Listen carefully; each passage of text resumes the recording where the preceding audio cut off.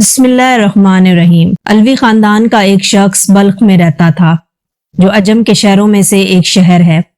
اس کی بیوی اور لڑکیاں تھیں اور اللہ تعالیٰ نے انہیں ہر قسم کی نعمتیں عطا کی تھیں۔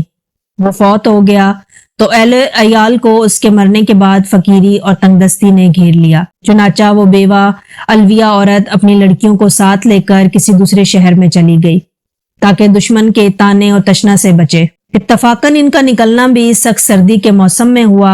جب شہر میں داخل ہوئیں تو اپنی لڑکیوں کو ایک غیر آباد مسجد میں بٹھایا اور خود ان کے کھانے کے بندوبست کے لیے شہر چلی گئی۔ اس کا گزر دو جماعتوں پر ہوا۔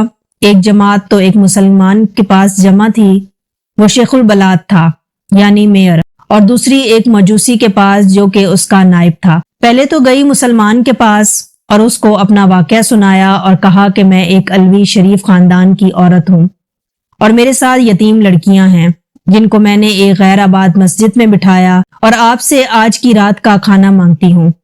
اس نے کہا کہ کوئی گواہ لا میرے پاس کہ واقعی تو الوی خاندان کی عورت ہے۔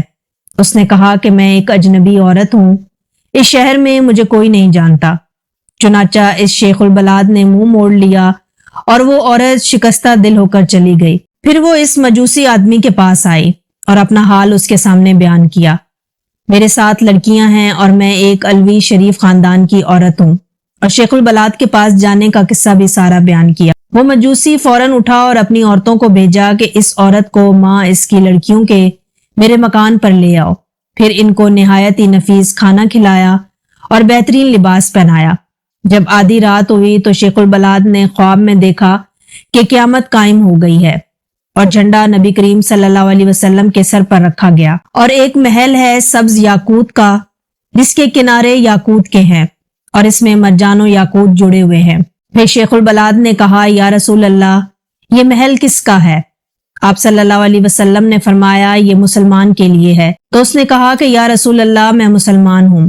تو آپ صلی اللہ علیہ وسلم نے فرمایا، میرے پاس گواہ لا کہ واقعی ہی تو مسلمان ہے۔ وہ یہ سن کر حیران رہ گیا تو فرمایا نبی کریم صلی اللہ علیہ وسلم نے، وہ عورت الویہ جب تیرے پاس آئی تھی تو نے بھی تو یہی کہا تھا کہ میرے پاس گواہ لا کہ واقعی ہی تو الویہ عورت ہے، سو اسی طرح تو بھی گواہ لے آ میرے پاس کہ واقعی ہی تو مسلمان ہے۔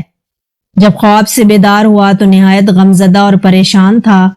بیدار ہوتے ہی دریافت کیا کہ وہ عورت کہاں ہے۔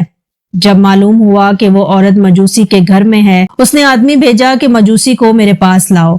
چنانچہ وہ لایا گیا تو اس نے اس کو کہا کہ میں یہ عورت الویہ تجھ سے مانگتا ہوں، ماں لڑکیوں کے۔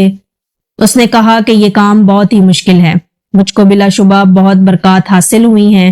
اس نے کہا کہ مجھ سے 1000 دینار لے لے اور ان کو مجھے دے دے۔ اس نے جواب دیا، یہ بہت مشکل ہے، میں انہیں واپس نہیں کروں گا۔